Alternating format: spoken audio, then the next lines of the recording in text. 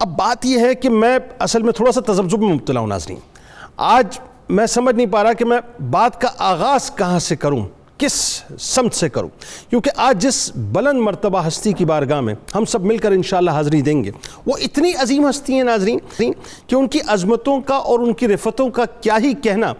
اچھا دیکھیے, میں ایک مثال دے کے آپ کو بات سمجھاتا ہوں کہ ایک مسلمان کے سرکار علیہ السلام کے ایک غلام کے دل میں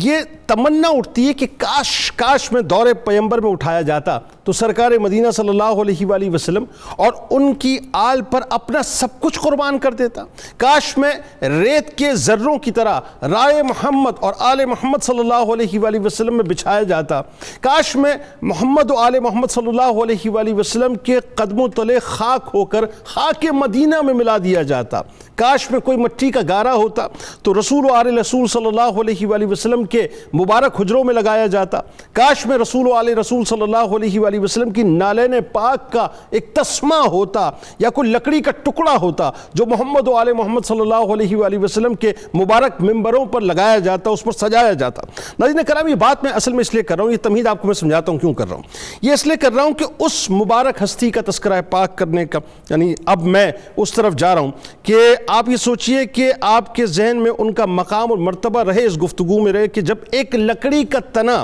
ستون حنانہ جس پر سرکار مدینہ صلی اللہ علیہ وآلہ وسلم ٹیک لگاتے ہوں, اس خدمت اور لمس بدن مبارک کے سبب اللہ تبارک و تعالیٰ اس لکڑی کے تنے کو دنیا و آخرت میں ممتاز کر دے, تو جو رسول و آل رسول صلی اللہ علیہ وآلہ وسلم کی چاکری میں ان کی خدمت میں رہتے ہوں, ان کا مقام اور مرتبہ کتنا عالی شان ہوگا. انہی عالی شان اور بلند مقام ہستیوں میں ناظرین ایک ہستی کنیز مخدومہ کائنات بی بی فضہ رضی اللہ تعالی عنہا ہیں, جن کے مقدر پر زمین و آسمان رشک کرتے ہیں, جن کو اس خانوادے کی خدمت کا موقع ملا جس خانوادے کے بارے میں میرا ایمان ہے ناظرین کہ جس نے ان کی بارگاہ میں ایک گھونٹ, صرف ایک گھونٹ پانی بھی پیش کر دیا تو کل بروز محشر اسے جام کوثر سے وہ سیراب فرمائیں گے. لیکن ناظرین ایک بات میں آپ کو بتاؤں, بی بی فضہ رضی اللہ تعالیٰ عنہ تو ظاہر ہے وہ ہیں کہ جب صبح و شام اس خانوادے کی خدمت میں رہتی ہوں گی جن کی خدمت پر ملائکہ مامور تھے, یعنی سرکار مدینہ صلی اللہ علیہ وآلہ وسلم کے ان لاڈلوں کو جھولا جھلاتی ہوں گی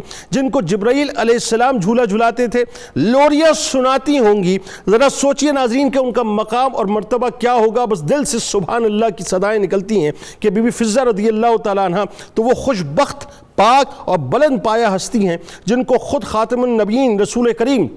صلی اللہ علیہ وآلہ وسلم نے فضہ یعنی چاندی فرما کر کنیز کی صورت میں سیدہ پاک سلام اللہ علیہا کی عنایت میں یعنی ان کی خدمت میں پیش کیا. وفاداروں اور خدمت گزاروں کی ناظرین مثال تو ظاہر رہتی دنیا تک دی جاتی رہے گی, لیکن تاریخ ہمیشہ بی بی فضہ رضی اللہ تعالیٰ عنہ کی بارگاہ میں انتہائی ادب سے ہاتھ جوڑ کر کھڑی رہے گی کہ آپ رضی اللہ تعالیٰ عنہ کو کائنات کی سب سے عظیم ہستی کے جگر کے ٹکڑے کے گھرانے سے وفاداری اور ان کی خدمت گزاری کا شرف نصیب ہوا. آپ اہل بیت اطہار کی بارگاہ میں ایک خادمہ کی حیثیت سے داخل ہوئیں, لیکن اس خدمت کی نسبت سے بہت جلد امت کی ایک شہزادی کا مقام حاصل کر لیا. خدمت, ایثار, قربانی کا ثمرہ کیسا ملا ناظرین کہ حسنین کریمین علیہ السلام کی شفایابی کے لیے روزوں کی نظر کیا مانی کہ رہتی دنیا تک آپ کا تذکرہ قرآن پاک کی آیتوں میں چمکنے لگا. آپ رضی اللہ تعالیٰ عنہ حبش کی رہنے والی تھی ناظرین, حبشہ تھی, اور حبشہ کی سرزمین ناظرین آپ جانتے ہیں کہ اس اعتبار سے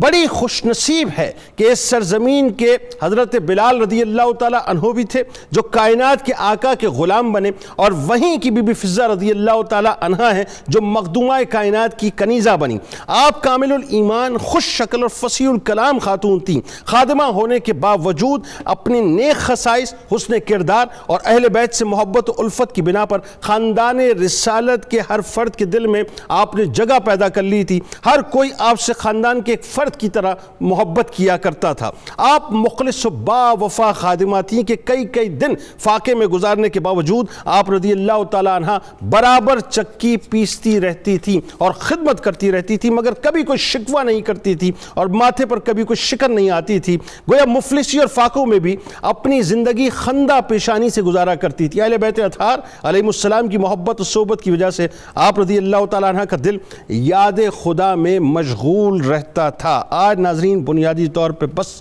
انہی کی بارگاہ میں ہدیہ عقیدت پیش کریں گے.